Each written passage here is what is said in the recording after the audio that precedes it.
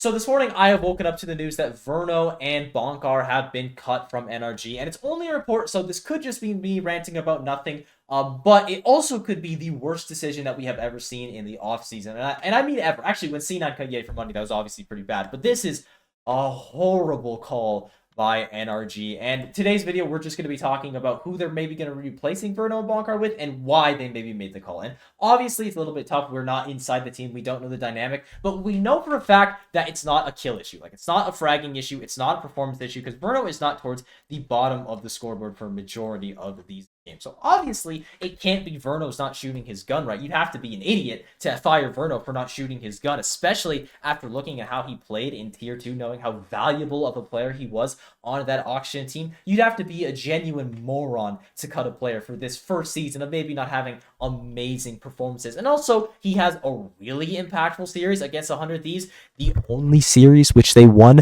By the way, he was arguably the most important player. Obviously, it was Mata because he just went like actually nuclear, but Verno had a ton of impact in this series. So yeah, he didn't play great against Crew and he didn't play great against C9. Is that worth cutting him? I mean, clearly the numbers say no, so it has to be another reason. It has to be.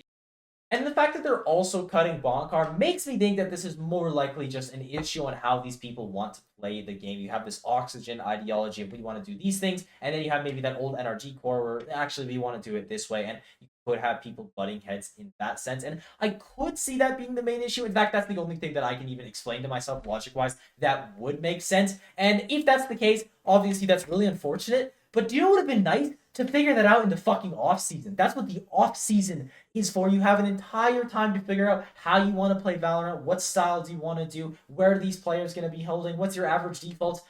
Now is not the time to say, actually, I don't really agree with this fundamental style of how we play Valorant. So if that's the case, also just unbeknowingly bad by NRG. Like, how could you not know that your IGL and your head coach don't agree on how to play Valorant?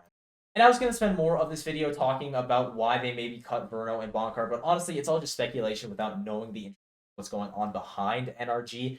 So I'm just not going to waste your time doing that. TLDR, really disappointed with the decision that they made to cut Verno. He is one of the most promising players from Tier 2 last year, especially in his role. Like, you're not going to be getting too many better replacements than this guy. He is coming from a very solid framework as well in auction. He knows how to play as a team. He's just a really promising player that you do not let go if you want to have a good team in the long run. And these cuts to Bonkar and NRG, or to Bonkar and Verno, are very clearly short-term decisions. And again, I don't know the internal workings of NRG, so it's not fair to like say, oh, this guy definitely made the choice, this guy definitely made the choice. But it feels like what's happening is this is FNS's last year on the team. Made it public that he's going to retire. I assume that Saab also is probably going to follow him back into retirement. They seem to be buddy-buddy with the streamer stuff, and honestly, they're killing a great dynamic duo, so it makes sense that they would. But it seems like this is NRG's last year with this kind of FNS Psalm core, and it just didn't work right away with Bonkar and Verno, so they just cut him, and they just said, we'll try something else. And if that's the case, man, is that disappointing.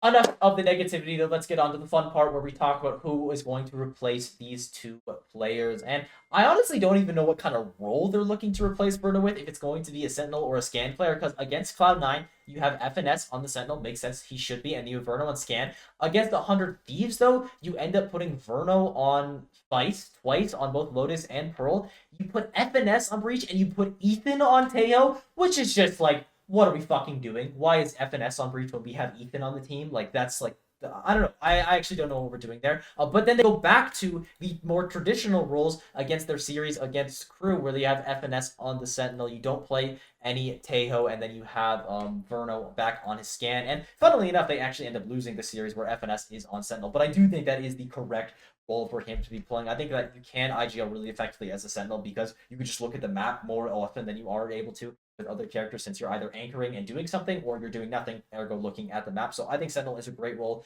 for FNS to be playing. So that means that we're likely going to be looking for a replacement in Scan role, but who is that replacement going to be?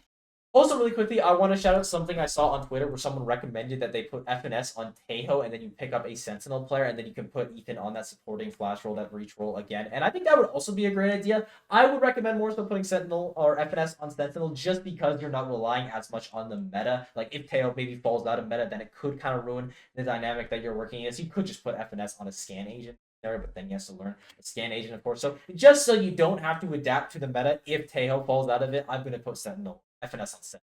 So who is NRG going to get as their head coach? And my best bet would be MC. Or at least this is the guy that I would be trying to get if I was NRG. Now, he is coaching for Maryville University right now, so he might just be unavailable. He might not want to leave it. But I feel like if he was offered a chance back to the big leagues, he would take it. And I think he'd be a great fit for this team. MC is a very out there coach. He's very critical with his players. He tells them what he wants. And I think NRG is a team that would respond to that type of feedback extremely well. Just communicate with each other. We have veteran presence. Yeah, we'll do this. Yeah, we'll do that. Change these little things. It's like that. Boom. Immediate changes made to the team. Immediate improvement. I think within a very small turnaround time, you could have a pretty significant difference by adding MC to this team. But also, MC and NRG players might just not fuck with each other at all. That's something that's like really important for a head coaching position. So someone they do fuck with, Chet. They're a fan of this guy. Now, I was going to say no shade, but I can't say this without it being shade. I don't think that they should pick Chet back up just because they didn't look great when he was coaching last year for NRG on both iterations of the team. With the Demon 1 roster, I think Demon was horribly